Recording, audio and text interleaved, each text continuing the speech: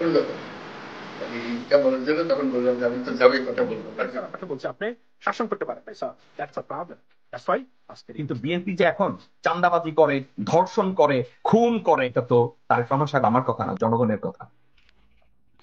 আসসালামু আলাইকুম ভিউয়ার্স, দেশ ও দেশের বাহির থেকে যারা আমার ভিডিওটি প্লে করেছেন জানাচ্ছি আন্তরিক শুভেচ্ছা ও অভিনন্দন। আশা করি সবাই ভালো আছেন, সুস্থ আছেন, আলহামদুলিল্লাহ। তো ভিউয়ার্স, বিগত 16 বছর ফ্যাসিস্ট শেখ হাসিনার দ্বারা নির্যাতিত দল বিএনপি আজ স্বাধীনতা সার্বভৌমত্ব অর্জন করার পর সেই ছাত্র আন্দোলনকেই মিথ্যা বলে আখ্যায়িত করছেন ও বিপ্লবী সরকার অন্তর্বর্তী সরকার ডক্টর মোহাম্মদ ইউনূসকে তারা আগামী নির্বাচনে ক্ষমতার আসন দখলের জন্য অটোমেটিক্যালি বয়কটের প্রিপারেশন তারা নিচ্ছে এবং এটা নিয়ে বিকট আন্দোলনও তারা গড়ে তুলবেন। খুব শুধু তাই নয়, ইতিমধ্যে সোশ্যাল মিডিয়াতে ডক্টর ইউনূসকে বয়কট করে নির্বাচনের ডেট ইস্যু নিয়ে পর্যন্ত কথা বলছে বিএনপি। আসন সর্বশেষ ডক্টর ইউনূসকে তারা কিভাবে বয়কটের আন্দোলনে যেতে চাচ্ছে এবং নির্বাচন নিজেদের আয়ত্তে নিতে চাচ্ছে, বিস্তারিত আপডেট রিপোর্টে। সো ভিডিওতে যাওয়ার আগে ছোট রিকোয়েস্ট, যারা এখনো চ্যানেলটি সাবস্ক্রাইব করেননি, সকল আপডেট সবার আগে জানতে অবশ্যই চ্যানেলটি সাবস্ক্রাইব করে পাশে রাখবেন। দর্শক আসুন স্ক্রিনে। আসসালামু আলাইকুম। আজকে একটা মতামত পড়ছিলাম, সোহরাব হাসান লিখেছেন, বিএনপি কি তাহলে এক দফার আন্দোলনে গেল? এখন আপাতত তাই যে তারা 1 মাস সময় দিয়ে জুলাই মাসে তীব্র আন্দোলন করবে এবং সেই আন্দোলনের ব্যাপারে তারা আর ছাড় দেবে না। তাদের একটাই কথা যে তারা কোনো যুক্তিসঙ্গত কারণই খুঁজে পাচ্ছেন না কেন ডিসেম্বরের মধ্যে নির্বাচন হবে না। সংস্কারের বিষয়টা বারবার বলা হচ্ছে যে রাজনৈতিক দলগুলো মৌলিক কিছু বিষয়ে একমত হলে সেটাই ফাইনাল, আর বাকিগুলো হলো জনগণের ভোটে নির্বাচিত সরকার তার মতন করে করবে, পার্লামেন্টের বিষয়গুলো নির্বাচিত দলগুলো উত্থাপন করবে। এখন এই কারণেই যখন নাকি কয়েকটা ঘটনা সাম্প্রতিক যে এই সব কারণে ব্যবধানটা বাড়লো, ইশরাক হোসেনের শপথ গ্রহণকে কেন্দ্র করে, যেটা খুব সিম্পল ছিল যে আদালত রায় দিয়েছে, নির্বাচন কমিশন গেজেট প্রকাশ করেছে, নিয়ম অনুযায়ী স্থানীয় সরকার বিভাগ বা স্থানীয় সরকার মন্ত্রণালয় শপথ নেবে এবং তিনি দায়িত্ব পালন করবেন বা ওই মেয়রের আসনে পড়বেন। এইটাও বাধা দেওয়া হয়েছে তীব্রভাবে এবং আইনের শেষ ধাপ পর্যন্ত লড়াই করেছে মন্ত্রণালয় করা মানে হচ্ছে অন্তর্বর্তী সরকার লড়াই করেছে। তো এখানে একটা বিরাট ধাক্কা, 9-10 দিন অচল অবস্থা, এখনও পর্যন্ত অচল অবস্থা। সিটি কর্পোরেশনের সমস্ত কর্মকর্তা কর্মচারীও এই আন্দোলনে নেমে এসেছে। গেল এটা। বিএনপি দাবি করেছে 3 উপদেষ্টার পদত্যাগ করতে হবে, রাজনীতির সংশ্লিষ্ট 2 জন এবং নিরাপত্তা সংশ্লিষ্ট 1 জন, খলিল রহমান, তারপরে মাহফুজ আলম এবং আসিফ মাহমুদ সজীব ভুইয়া। এই দাবিও পূরণ হয়নি। বিএনপি বলেছে ডিসেম্বরের মধ্যে নির্বাচন, সেই নির্বাচনের ব্যাপারেও কোনো আশ্বাস দেয়নি। বরং যেটা হয়েছে, টোকিওতে যে তিনি বলেছেন শুধু একটা দল নির্বাচন চাই ডিসেম্বরে, সবগুলো না। বিএনপি বলছে যে একটা না, 40-50টা বা 60টা দল নির্বাচন চায়। তো এখানেই হয়ে গেল একদম পরস্পর। এই অবস্থার মধ্য দিয়ে যে 2 তারিখের একটা সভা ডেকেছে, হয়তো জাপানে বসেই ডক্টর মোহাম্মদ ইউনূস বুঝতে পেরেছেন যে যেখানে বেগম খালেদা জিয়া বলেছেন যে গণতন্ত্রকে পদে পদে বাধা দেওয়া হচ্ছে এবং গণতন্ত্র পুনঃপ্রতিষ্ঠা হয়নি, তাহলে কোন অবস্থার মধ্যে আছে দেশ? গণতন্ত্রবিহীন অবস্থার মধ্যে আছে এবং বাধাও দেওয়া হচ্ছে। বাধা মানে নির্বাচনের কথাটা উল্লেখ না করলেও নির্বাচনের তারিখ ঘোষণাটা হচ্ছে একটা পথে যাওয়া, সুনির্দিষ্ট তারিখ, সেখানে বলা হচ্ছে পদে পদে বাধা দেওয়া হচ্ছে। তো মনোভাবটা পরিষ্কার যে বিএনপির একদম হাইকমান্ডও এখন রীতিমতো বিরক্ত, নেতারা প্রতিদিন বক্তব্য রাখছেন। তো এই অবস্থা তিনি জাপানে থেকেই হয়তো অনুভব করেছেন বলে 2 তারিখে ডেকেছেন। ইতিমধ্যে যে এই রাজনৈতিক অঙ্গনে যেহেতু কোনো এখন নির্বাচিত সরকার নেই, ডক্টর মোহাম্মদ ইউনূস অন্তর্বর্তী সরকার, বিভিন্ন শক্তিশালী মহলগুলো নানাভাবে চাপ দিচ্ছে। এনসিপি একটা শক্তি, আরও অনেকগুলো শক্তি ইতিমধ্যে আবির্ভূত হয়েছে, যারা বলছে ডক্টর ইউনূস 5 বছর থাকুক, সংস্কার পুরোটা হবে, বিচার পুরোটা শেষ হবে। তো এইসব কারণে বিএনপির মধ্যেও মনে হচ্ছে যে 5 বছর ডক্টর মোহাম্মদ ইউনূসকে রাখতে চায় কেউ কেউ, অথবা কোনো মহল, কোনো রাজনৈতিক শক্তি। এসব কারণে বিএনপির মধ্যে একদম আস্থার ঘাটতি হয়েছে চরমভাবে এবং এই কারণে তারা জোরালো হয়েছে এবং তারাও বলছে যে তারা এখন তারা এই দাবিতে আন্দোলন করবে। ইতিমধ্যে একটা শোডাউন হয়েছে, 10 থেকে 15 লাখ লোক নয়াপল্টনে হাজির ছিল। যদিও এই ওয়ার্কিং ডেতে না করে শুক্রবার বা শনিবার কেন করলো না, এটা আমিও বোধগম্য না। কেন সোহরাওয়ার্দী উদ্যান বাদ দিয়ে নয়াপল্টনটা বেছে নিল, কেন মানিক মিয়া এভিনিউ না, এটা আমার প্রশ্ন আছে। এগুলো হলো সমালোচনার জায়গা। কিন্তু যেই দাবিটা তারা করছে যে তারা ডিসেম্বরের মধ্যে নির্বাচন চাই, সেই দাবিটা অযৌক্তিক কীভাবে বলা যাবে?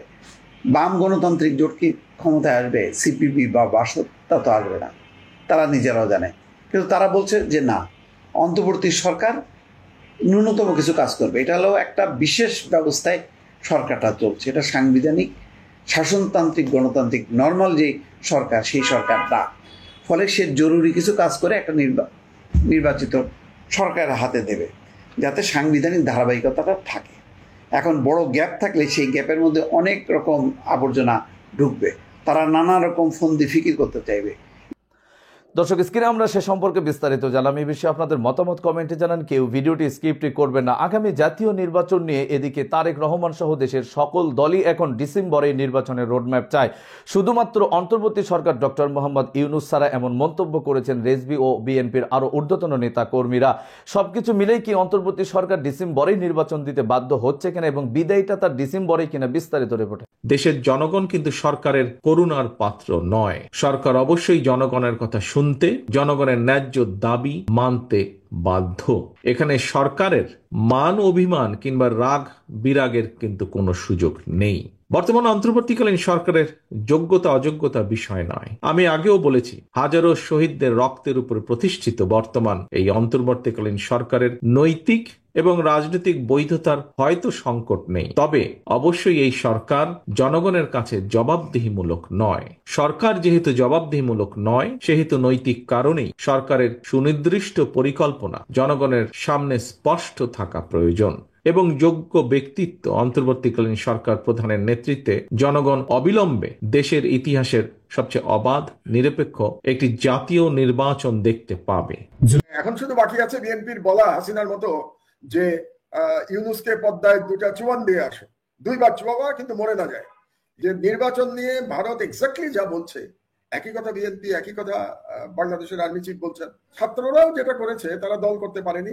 এবং তার চেয়ে বড় কথা হলো যে কোনো ছাত্র নেতার নামে দুর্নীতির অভিযোগ উঠছে, এটাও খুব দুর্ভাগ্যজনক। আমরা যদি বিএনপির দিকে তাকাই তাহলে দেখবো যে বিএনপি এখন যে ভাষায় কথা বলছে ডক্টর ইউনূস সম্পর্কে, সেই ভাষার সাথে হাসিনার ভাষার কিন্তু খুব একটা পার্থক্য নাই।